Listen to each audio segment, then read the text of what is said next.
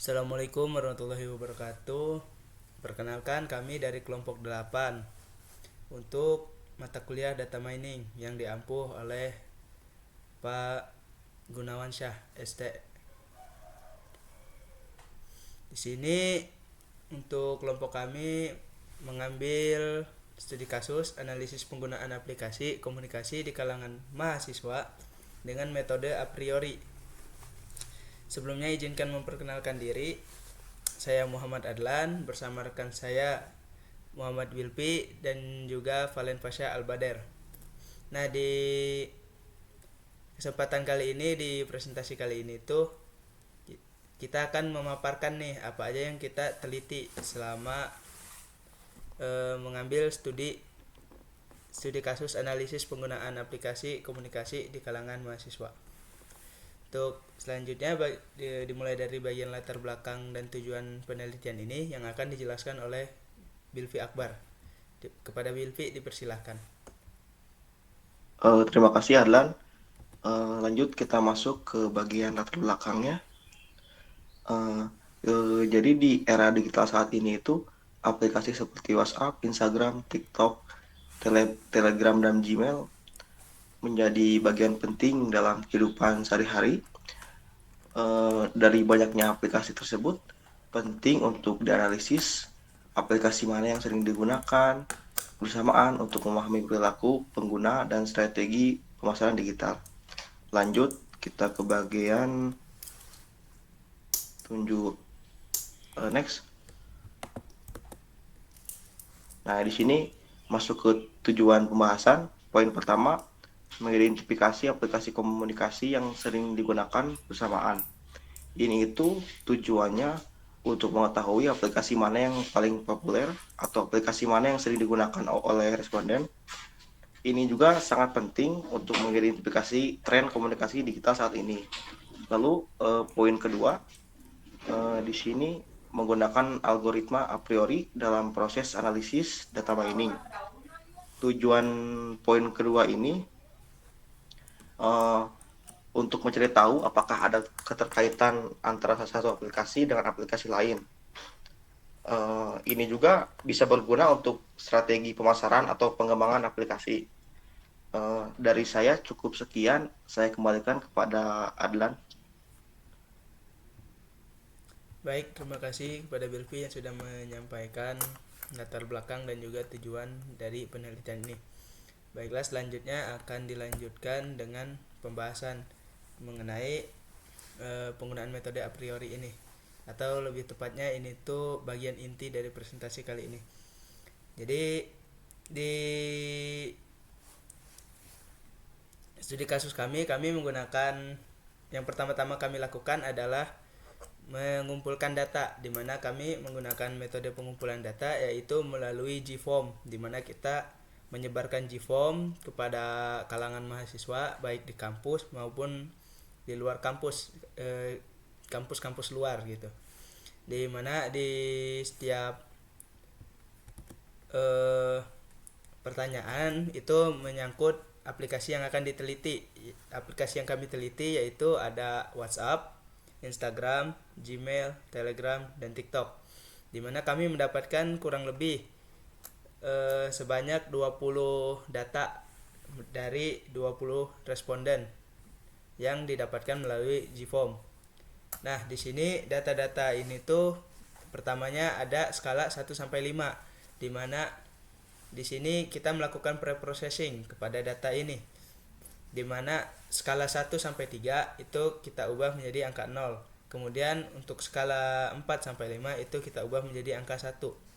Jadi setelah diubah datanya menggunakan preprocessing, maka akan menghasilkan seperti ini.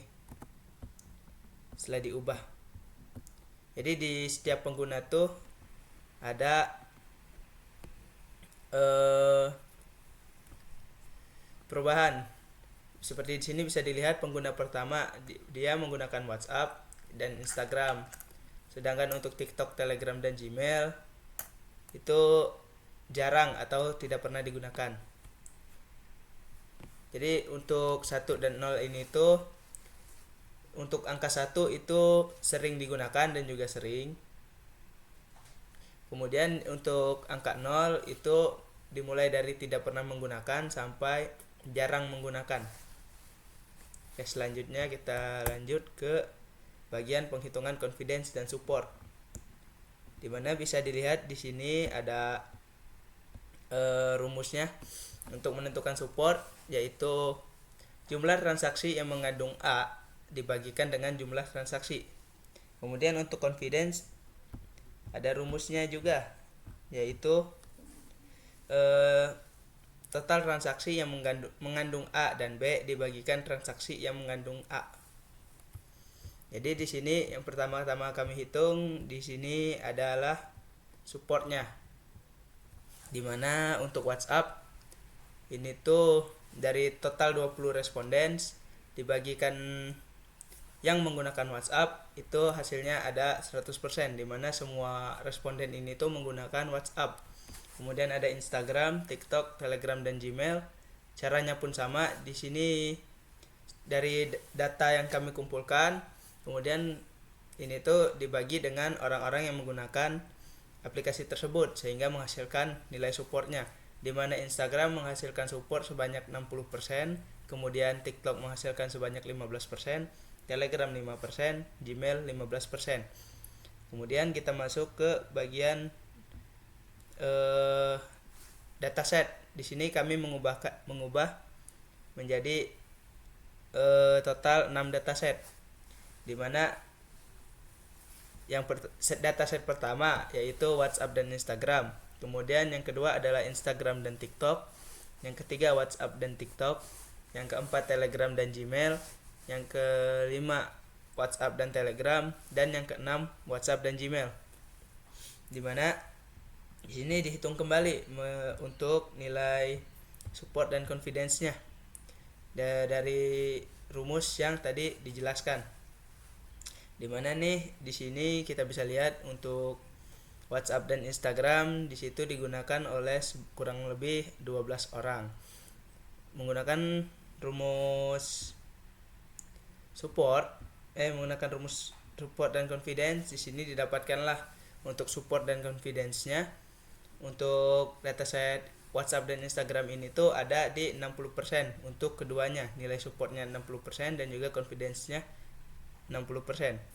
Dan selanjutnya nih untuk item set yang lain-lainnya sama penghitungannya, dimana untuk item set Instagram dan TikTok di sini mendapatkan nilai support dan confidence sebesar 10 dan untuk confidence-nya 17. Kemudian WhatsApp dan TikTok di mana digunakan sebanyak 3 orang yang menghasilkan nilai support dan confidence sebesar 15%. Kemudian Telegram dan Gmail di sini tidak ada yang menggunakan secara bersamaan, jadi menghasilkan nilai support dan confidence sebesar 0%. Kemudian WhatsApp dan Telegram di sini digunakan oleh satu orang menghasilkan nilai support dan confidence sebesar 5%. Kemudian untuk WhatsApp dan Gmail di sini digunakan oleh 3 orang sehingga menghasilkan nilai support dan confidence sebesar 15%. Untuk selanjutnya akan dijelaskan oleh Mas Valen untuk bagian hasil akhir dan juga validasi. Kepada Mas Valen dipersilahkan.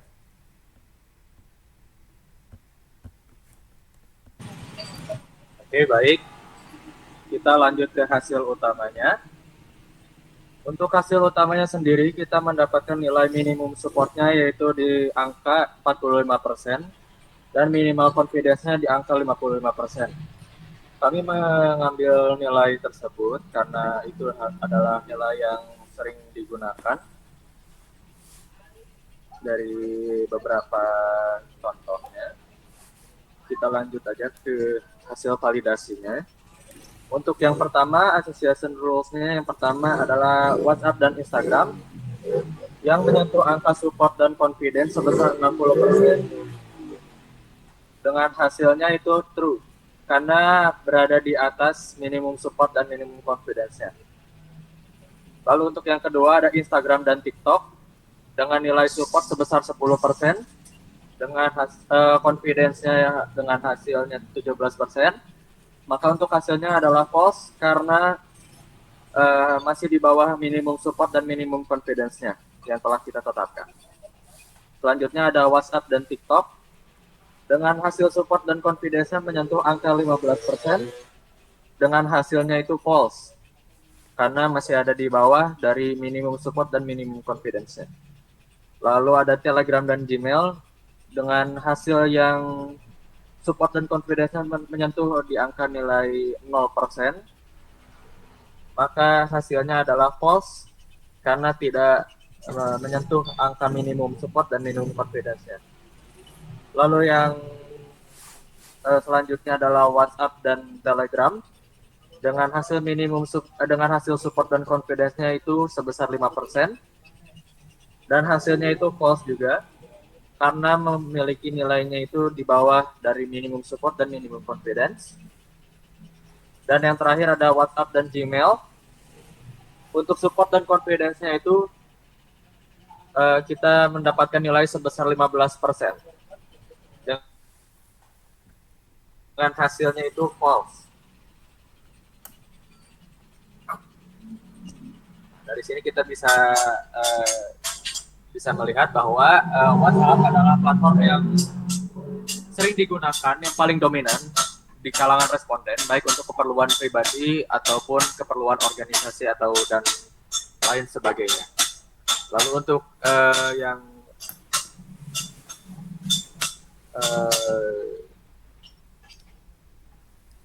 banyaknya responden itu menghabiskan waktu lebih dari beberapa per hari untuk menggunakan aplikasi komunikasi.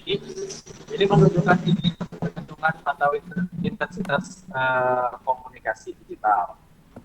Lalu untuk asosiasi yang ditemukan dari data mining ini, dari contohnya sendiri kita bisa lihat jika seseorang sering menggunakan WhatsApp dan Telegram, maka kemungkinan besar ia juga menggunakan Instagram. Ini diperoleh dari metode a priori yang kita gunakan untuk menganalisis pola keterkaitan antar aplikasi yang digunakan bersamaan. Lalu lanjut ke bagian kesimpulan.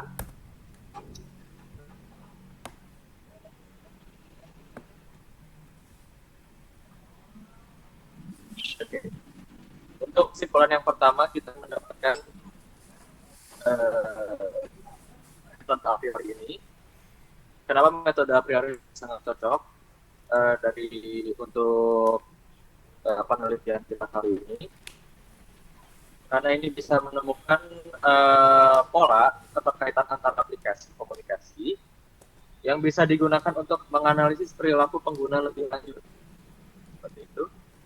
Lalu kesimpulan yang kedua itu untuk WhatsApp, aplikasi WhatsApp itu paling dominan digunakan sebagai media komunikasi, baik untuk keperluan sosial ataupun pekerjaan, karena ini digunakan oleh seluruh responden. Lalu yang ketiga adalah pola ini yang ditemukan bisa bermanfaat untuk strategi pemasaran, perancangan aplikasi baru atau pengembangan fitur yang sesuai dengan kebiasaan pengguna. Ya, bisa ditampilkan untuk saran aplikasi juga untuk pengguna baru tentunya. Jadi kita bisa pahami kebiasaan penggunaan digital. Seperti itu. Terima kasih. Saya lanjutkan lagi ke Atlam.